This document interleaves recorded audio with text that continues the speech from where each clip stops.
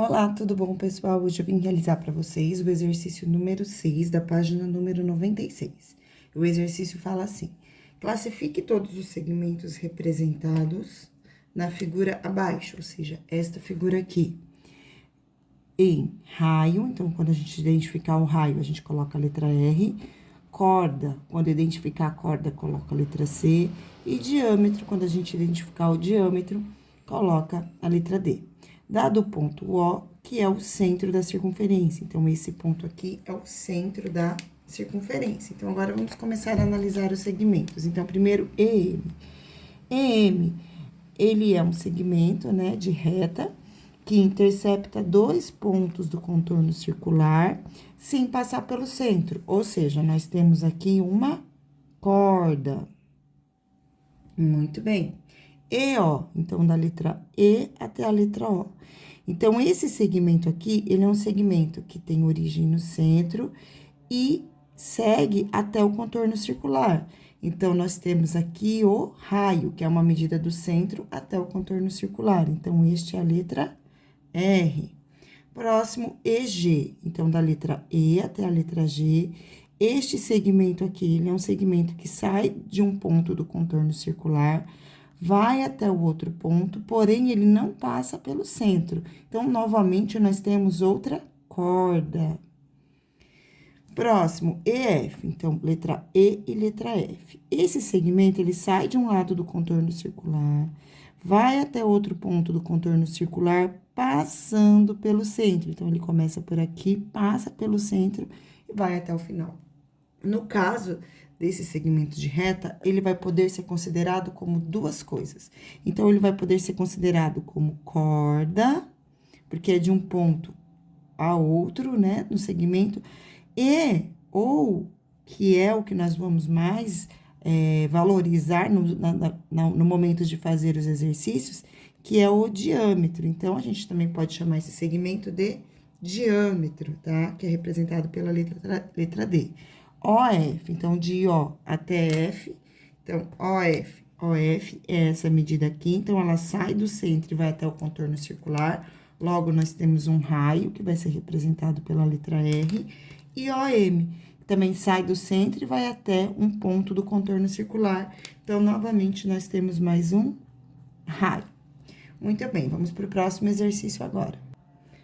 Seguindo agora, gente, exercício da página número 71.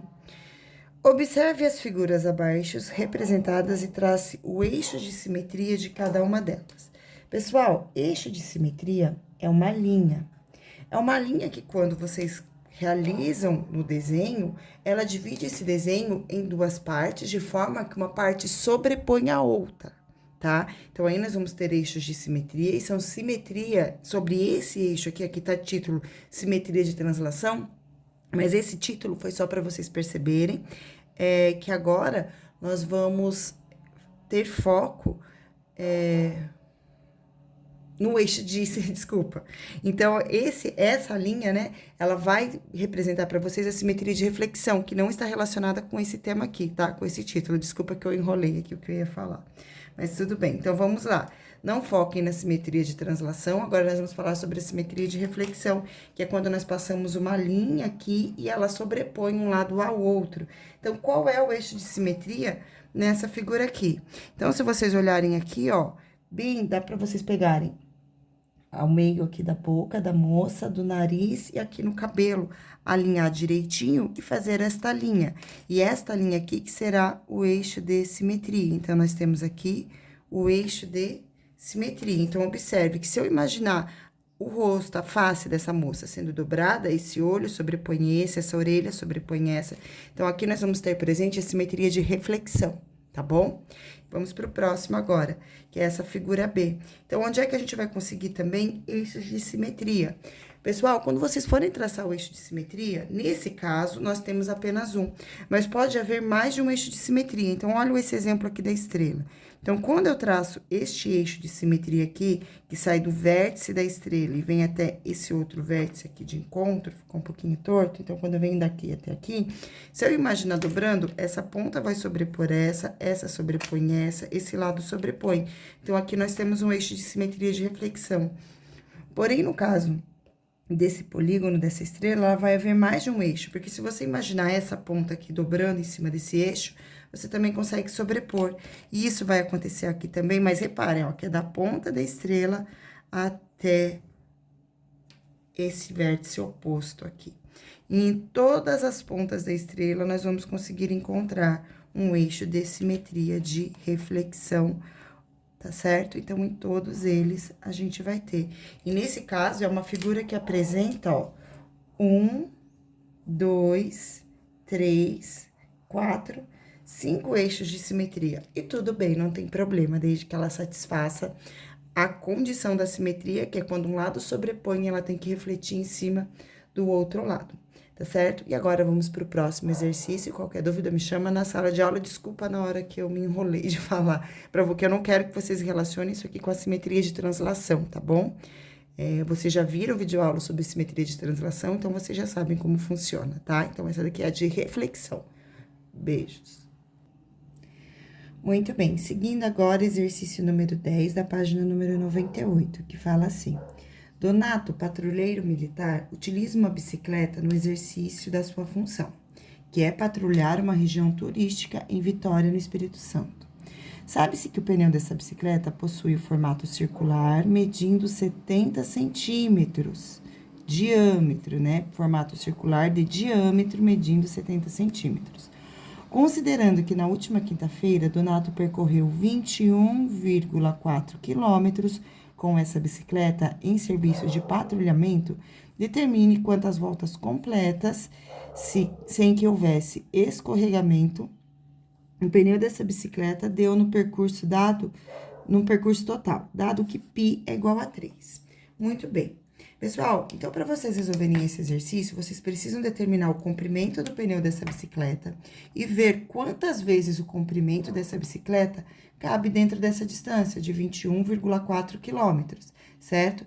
Vocês vão precisar prestar atenção que aqui nós temos a unidade de medida de centímetro e aqui a unidade de medida de quilômetro, né? Então, se aqui eu tenho centímetro e aqui eu tenho quilômetro, eu vou precisar deixar as duas unidades de medida com o mesmo valor para que eu possa realizar o cálculo, tá? Então, vamos começar deixando a unidade de medida todas com o mesmo valor? Então, aqui eu tenho 21,4 quilômetros, eu vou converter para centímetros. Eu sei que 1 quilômetro, ele é proporcional a 1.000 metros, certo? E que 1 metro, ele é proporcional a 100 centímetros. Ou seja, 1 quilômetro, ele vai ser proporcional a quantos centímetros? É só a gente colocar a quantidade de zeros, né? É como se eu fizesse 1.000 metros vezes 100. Então, eu tenho 1, 2, 3, 4, 5. Eu venho aqui e coloco 1, 2, 3, 4, 5. Ou seja, 1 quilômetro é proporcional a 100.000 centímetros. Para realizar a conversão desse valor aqui, então, 21,4 quilômetros em centímetros, eu vou pegar 21,4 e vou multiplicar por 100.000.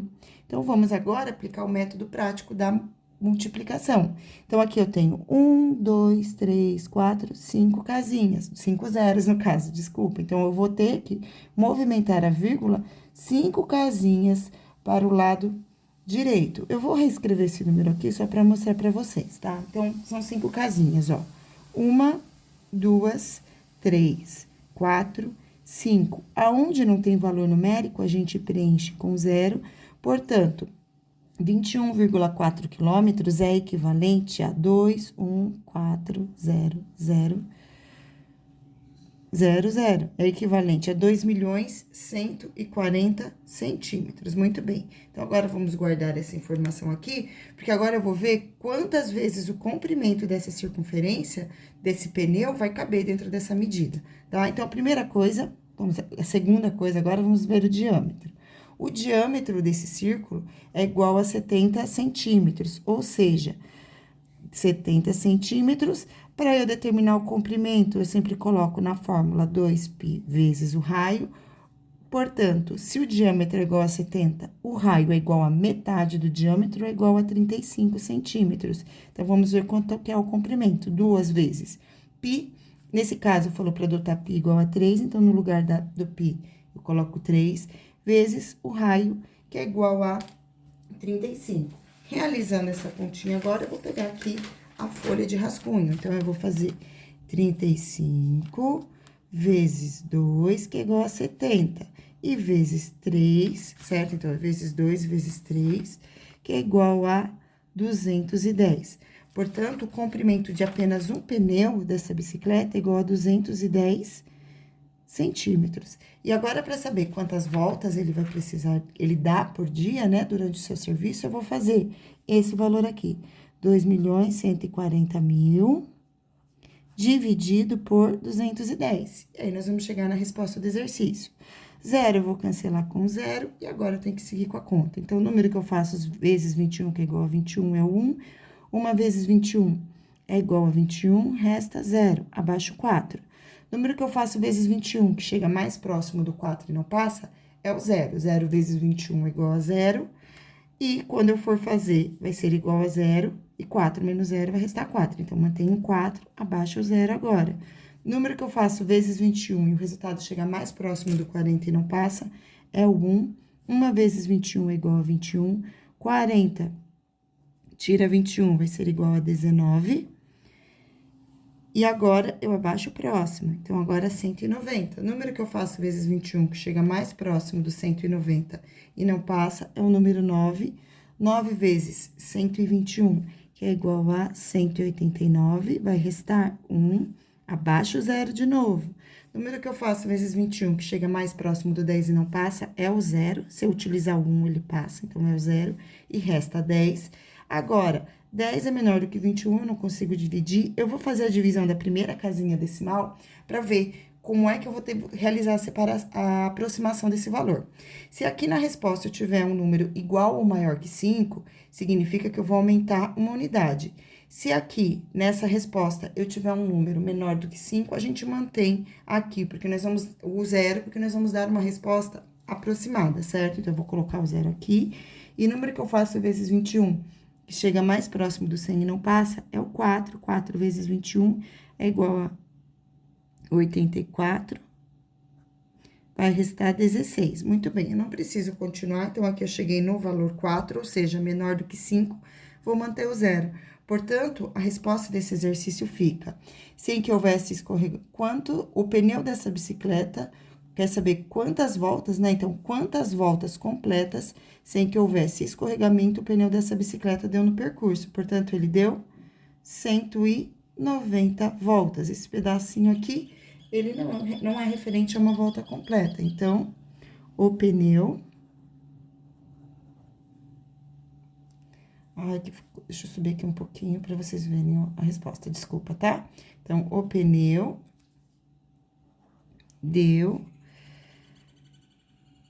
10.190 voltas completas. Muito bem. E essa foi a nossa videoaula de hoje, espero que vocês tenham gostado, desculpa qualquer coisa. Aqui no finalzinho eu dei uma cortada, mas aí agora eu já puxei, acho que deu pra vocês verem, né? Ficou só esse pedacinho aqui da divisão. Se alguém ficar com dúvida, me procura na sala de aula que eu explico. Beijos, tchau!